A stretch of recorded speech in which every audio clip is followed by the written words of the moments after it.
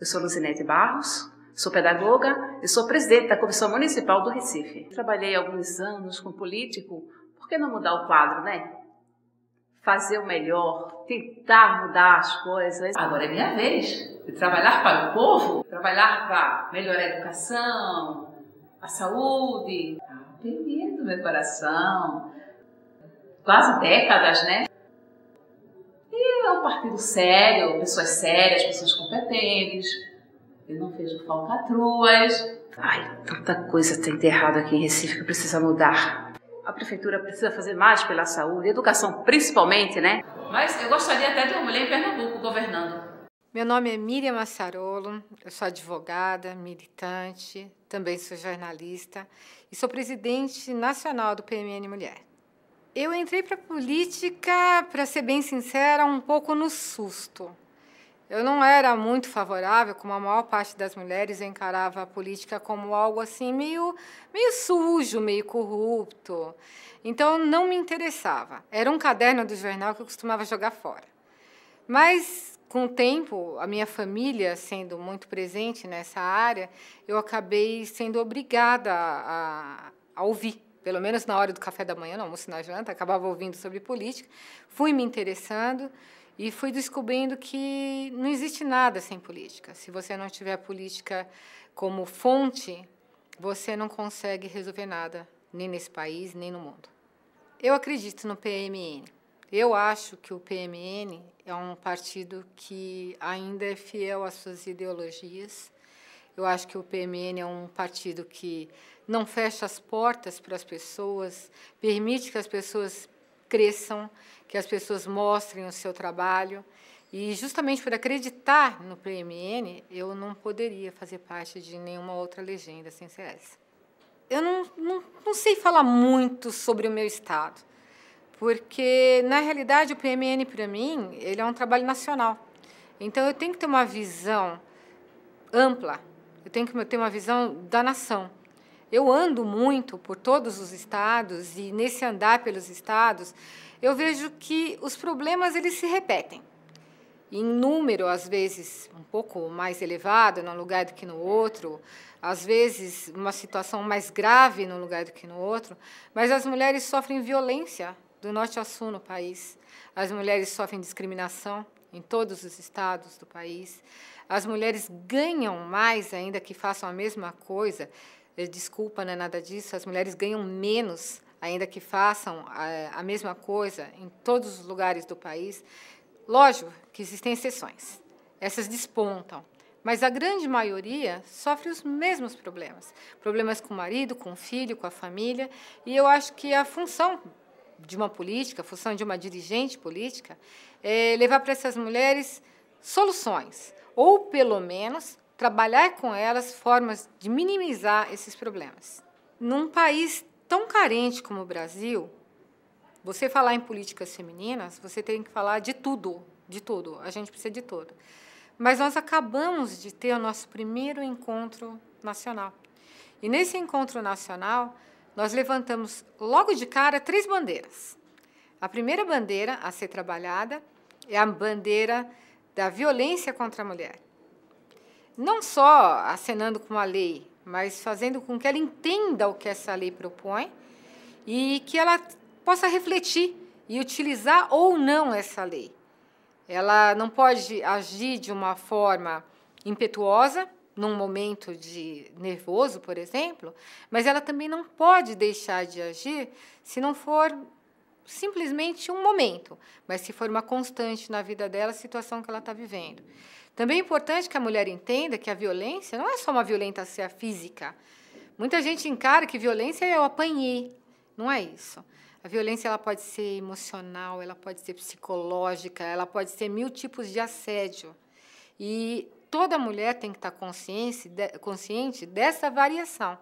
Porque se ela não estiver consciente dessa variação, ela nunca vai conseguir enxergar se ela está enquadrada dentro desse problema violência feminina, violência contra a mulher, melhor falando, ou não. A segunda grande bandeira que nós estamos levantando é a bandeira do meio ambiente. E daí nós também temos que trabalhar com as mulheres que meio ambiente não é simplesmente você falar de algo verde, não é você defender as árvores, né, ou a água. Isso também é meio ambiente, mas é um meio ambiente natural. Fora isso, nós temos o meio ambiente urbano, o meio ambiente cultural, e nós temos que defender todos eles. Hoje em dia, uma grande bênção é a informação. Você recebe em tempo real informação no Brasil todo, mas essa mesma bênção pode ser um problema se ela trouxer uma coisa chamada um processo de aculturação. Você perde sua cultura de origem para substituir a sua cultura por algo que não é teu. Então, você fica entre dois mundos. Isso é um problema também a ser combatido. De que forma você pode aceitar e agregar o que for de bom sem perder o que é seu de origem? É uma das nossas bandeiras esse ano também.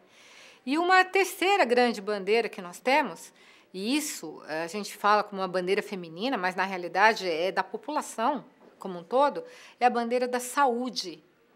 Como usar o que nós temos na Constituição garantido como um direito, o direito de todo ser humano, de todo brasileiro, ser atendido na sua saúde. E esse direito ele vem de um dever que é um dever do Estado. Mas não é o que nós vemos. Nós temos dificuldade em sermos atendidos em postos de saúde, nós temos dificuldades em conseguir um remédio gratuito, ou até mesmo de conseguir um remédio que não seja gratuito, mas mais barato. E eu acho que isso tem que ser trabalhado com as nossas mulheres, tem que ser trabalhado nos nossos municípios, porque a saúde é fundamental. Sem a saúde, não vai adiantar a gente falar nem de violência e nem de meio ambiente. Sem a saúde, a gente não vai ter nada. Eu acho que as expectativas para o futuro da mulher na política brasileira são excelentes.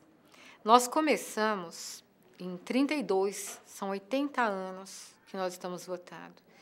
Ainda estamos no processo de luta pelo espaço. Não tem como negar isso. Não adianta a gente virar e falar assim, não temos os nossos espaços. Não, não temos, mas estamos conquistando os nossos espaços.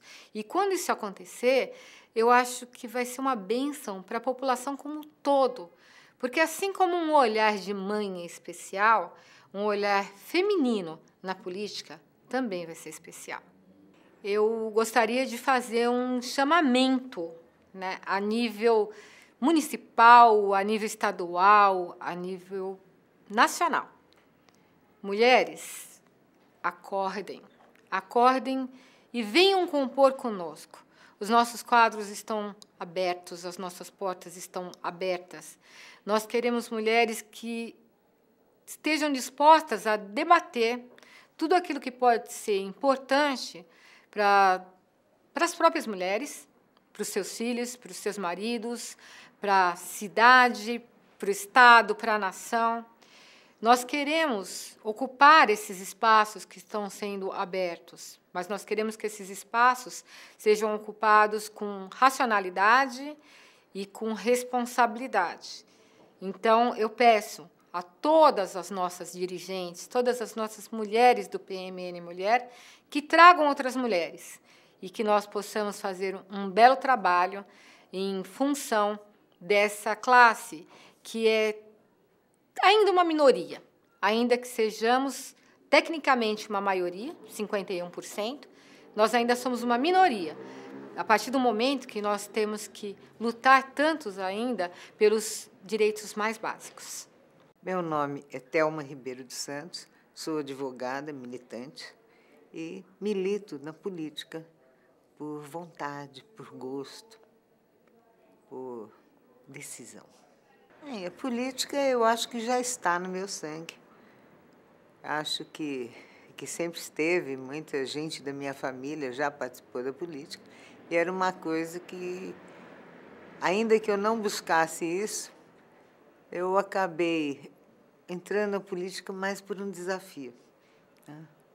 Tem uma história muito particular, que é uma história de amor, que se estendeu por tentar realizar um projeto político, onde eu via que as coisas não aconteciam.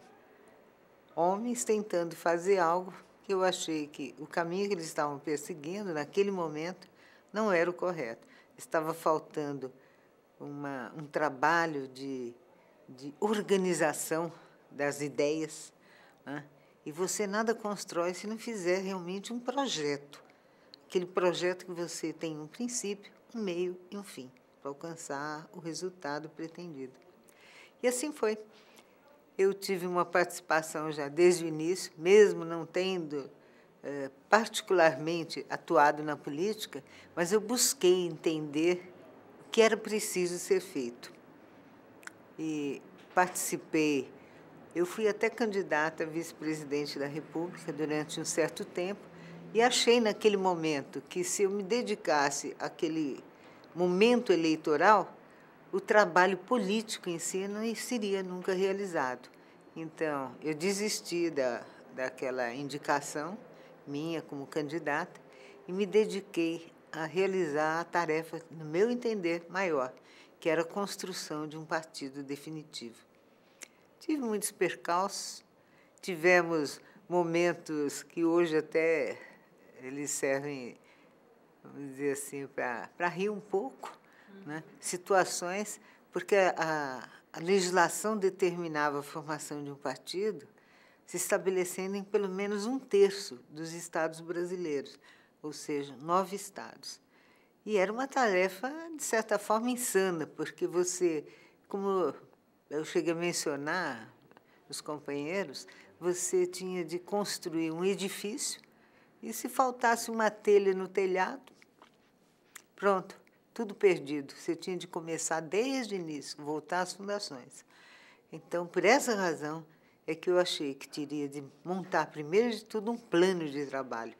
E esse plano de trabalho foi tentar construir o partido a partir dos estados que tinham o menor número de municípios, já que a obrigação legal era atender 20% dos municípios de cada estado, de cada um desses 9 estados escolhidos. Então, ao invés de trabalhar os estados que tinham o maior número de municípios, como Minas Gerais e São Paulo, eu busquei os estados menores. E, com 70 municípios constituídos de acordo com a legislação então vigente, eu consegui alcançar o resultado em 11 estados. E, no espaço de um ano, o PMN estava com aquilo que lhe garantia o direito de funcionamento e nos garante até o dia de hoje, que é o seu registro definitivo. Foi uma tarefa que envolveu uma dedicação quase exclusiva, né? Fui obrigada a ceder parte do meu tempo profissional para esse trabalho, mas não me arrependo, não.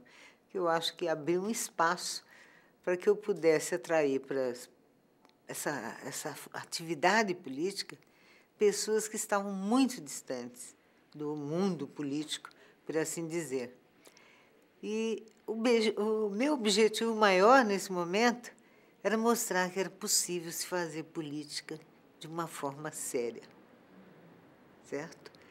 Algo que não é o que você vê no dia a dia, as pessoas descrentes, as pessoas acreditando que a única forma de fazer política é através da negociação, que é através de um toma lá da cá, através da obtenção de cargos, disso e aquilo.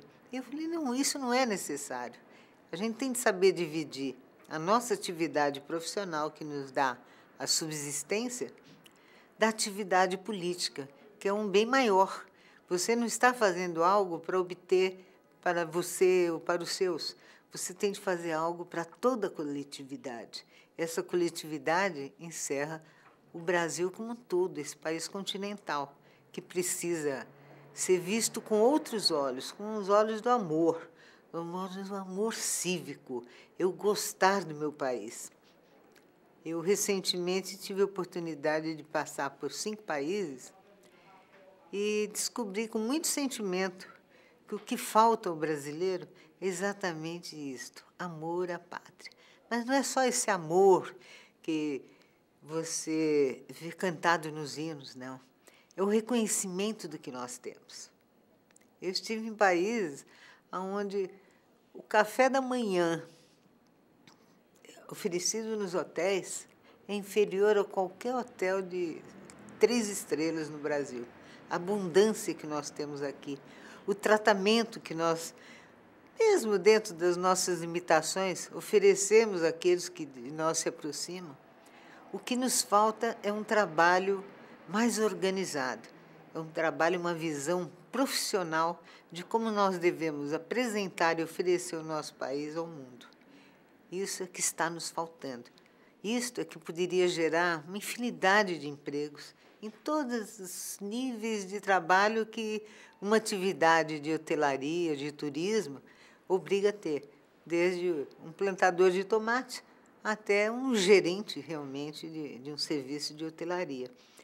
O serviço de turismo, a valorização do que nós temos de melhor, os nossos rios, a riqueza das nossas florestas, o nosso mar, as nossas praias, tanta coisa linda nós temos para oferecer ao mundo, mas nós não estamos sabendo tirar disso o melhor proveito. Tanto os homens quanto as mulheres no Brasil, e as mulheres em maior quantidade, já que são maioria, têm esse profundo complexo de inferioridade.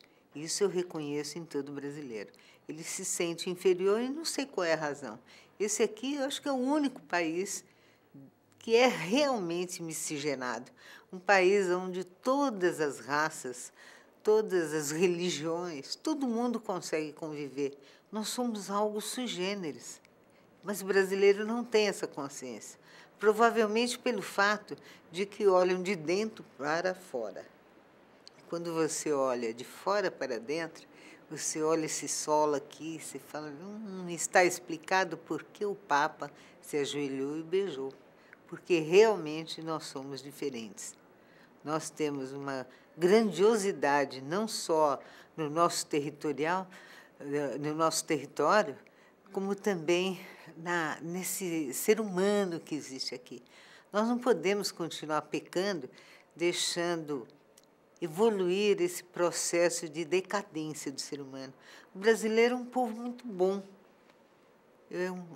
gente muito fina, muito amável. Só precisa aprender, primeiro, a não aceitar mais a impunidade, a se indignar com todos os atos de corrupção que ocorrem à solta por aí e tomar consciência dos seus direitos.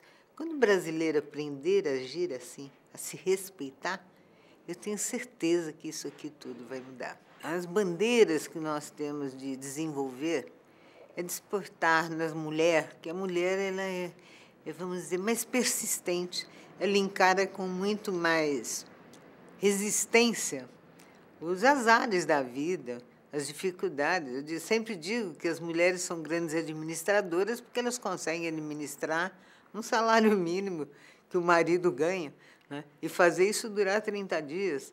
Então, eu acho que as mulheres, no momento em que elas passarem a olhar a política de uma forma, não como algo para ser afastado, mas algo para você dominar, para você realmente assumir no seu dia a dia, no momento em que as mulheres, como grande maioria, passarem a agir dessa forma, eu acho que nós vamos conseguir dar uma outra feição à nossa pátria. Eu não tenho dúvida quanto a isso, porque eu acho que as mulheres, quando querem, elas vão à luta e elas vão em busca daquilo que elas sabem que é o melhor para si. Eu espero que a grande maioria tenha a mesma garra que eu acho que todo mundo diz que eu tenho, né? De não ter medo de encarar o desconhecido, de não ter medo nem vergonha daquilo que não sabe, porque você só não sabe as coisas até o momento que você passa a adquirir o conhecimento a respeito dela. Esse é um momento divisor de águas, né? Eu posso não saber como fazer alguma coisa, a partir do momento em que eu tenho vontade, quero e me dedico, eu vou aprender e pronto, acabou o desconhecimento. Aquilo passa a fazer parte da minha vida, eu posso partir para outras coisas. Eu acho que é isso que as mulheres, basicamente, precisam fazer no Brasil. Elas precisam passar a se interessar por aquelas coisas que não fazem parte, aparentemente, do seu dia a dia. Aquilo que elas acreditam que não lhes afeta, quando, na verdade, afeta sim, afeta em tudo. Desde conhecer como é que se calcula o imposto, né, que está embutido em cada coisa que nos cerca, que nós adquirimos, e tentar saber para onde vai este dinheiro? O que é feito com ele? Será? O que é um orçamento? A mulher tem de saber o quanto é que se arrecada neste país e o quanto se distribui dessa arrecadação realmente para aquilo que nós chamamos bem do povo. As mulheres têm de se interessar por isso, porque quando elas se interessarem, elas vão vão deixar de ignorar as coisas ruins que acontecem na nossa pátria. Ao contrário, elas vão tomar para si a defesa do que deve ser feito de forma correta e justa.